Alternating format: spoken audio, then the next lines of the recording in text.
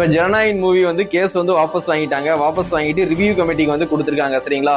அவங்க வந்து ஃபர்ஸ்ட்ல இருந்து அந்த படத்தை வந்து பார்க்க போறாங்க. ஆல்ரெடி வந்து நிறைய கட்லாம் வந்து சொல்லியிருந்தாங்க, அதெல்லாம் கட் பண்ணிட்டு நம்ம வந்து அனுப்பிச்சிருந்தோம். அப்படியும் வந்து நமக்கு வந்து சர்டிபிகேட் வந்து கொடுக்கல சரிங்களா. இப்போ வந்து ரிவ்யூ கமிட்டிக்கு ஃபர்ஸ்ட்ல இருந்து பார்க்கறதுக்கு ஃபுல் படத்தையும் திருப்பி கொடுத்துருக்காங்க சரிங்களா. இப்போ வந்து படத்தை வந்து 20 நாள்ல வந்து பார்த்துட்டு தர மாதிரி தான் வந்து அவங்க சொல்லியிருக்காங்க. ஆனால் அதுலேயும் அவங்க லேட் பண்ணிட்டாங்க, இல்லை திருப்பியும் வந்து சில மிஸ்டேக்ஸ்லாம் இருக்கு அப்படின்னு அவங்க சொல்லிட்டாங்கன்னா படத்தை வந்து மார்ச் மாதம் ரிலீஸ் பண்ணுற மாதிரி இருக்கும். மார்ச் ஃபர்ஸ்ட் வீக்கில் ஒன்று இந்த February 20 இல்லைனா 27 February 27 அதை விட்டிங்கன்னா மார்ச் ஃபர்ஸ்ட் வீக்கு. இந்த மார்ச் ஃபர்ஸ்ட் வீக்கு இல்லைன்னா எலெக்ஷனுக்கு அப்புறம் தான், மே மாதத்துக்கு அப்புறம் தான் படத்தை பார்க்குற மாதிரி இருக்கும். June 22 வந்து விஜயனை பிறந்தநாள் வரும், அன்னைக்கு தான் அந்த படத்தை பார்க்குற மாதிரி இருக்கும். விஜயனோட கடைசி படத்தை விஜயனோட பிறந்தநாள் அன்னைக்கு தான் பார்க்குற மாதிரி இருக்கும். இது வந்து சர்டிஃபிகேட் வந்து இந்த மாதம் வந்து டிலே பண்ணிட்டா இந்த மாதிரி தான் நடக்க வாய்ப்பு இருக்கு. ஒருவேளை சர்டிஃபிகேட் வந்து கரெக்டாக இந்த 2-3 வாரத்தில் கொடுத்துட்டாங்கன்னா இந்த மாதம் கடைசியில் நம்ம படத்தை கண்டிப்பாக பார்த்துடலாம். இப்போதைக்கு வந்து ரிவ்யூ கமிட்டிக்கு போயிருக்கு. அவங்க என்ன சீன் கட் பண்ண சொன்னாலும் ஃபுல்லாக கட் பண்ணிடுவாங்க. அரை மணி நேரத்தை வந்து படத்துலேருந்து கட் பண்ணணும்னு சொன்னா கூட கட் பண்ணிடுவாங்க.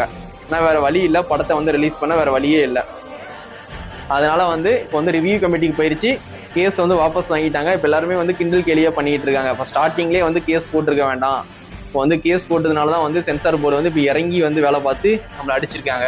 ஏன்னா வந்து கேஸில் வந்து சென்சார் போர்டு வந்து தோற்று போயிட்டாங்கன்னு வச்சுக்கோங்க, நெக்ஸ்ட் எந்த படம் பிரச்சனை வந்தாலும் இதே மாதிரி கோர்ட்டுக்கு போயிடுவாங்க. எல்லா படமுமே இதே மாதிரி போயிடும் ப்ரொடக்ஷன் டீமு.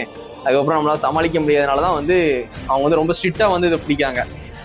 இப்போ வந்து நமக்கு ஜனநாயகன் படத்துக்கு வந்து தீர்ப்பு வந்து பாசிட்டிவாக வந்துட்டாங்கன்னா அடுத்து எந்தெந்த படம் வந்து ரிலீஸ் ஆகும்போது இந்த மாதிரி பிரச்சனை வந்தாலும் எல்லாருமே கோர்ட்டுக்கு போயிடுவாங்க.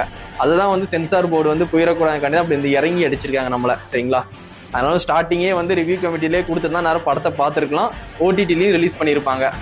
நம்ம மேலே தான் மிஸ்டேக், நம்ம வந்து கோர்ட்டுக்கு போனதுனால தான் நீதி வெல்லும் அப்படின்னு நினச்சி போய் நம்ம தான் வந்து லாஸ்ட்டில் வந்து நம்மளே வந்து கேஸ் வாபஸ் பண்ணுற மாதிரி பண்ணி அதையும் வந்து நிறைய பேர் ட்ரோல் பண்ணிட்டு இருக்காங்க. ஸ்டார்டிங்லேயே வந்து ரிவ்யூ கமிட்டிக்கே கொடுத்துருக்கலாம், இப்போ கோர்ட்டுக்கு போயிட்டு திருப்பி ஃபர்ஸ்ட்ல இருந்து பண்ணுறாங்க, இதுக்கு வந்து பண்ணாமலே இருந்திருக்கலாம்னு சொல்லிட்டு நிறைய பேர் வந்து ட்ரோல் பண்ணிட்டு இருக்காங்க.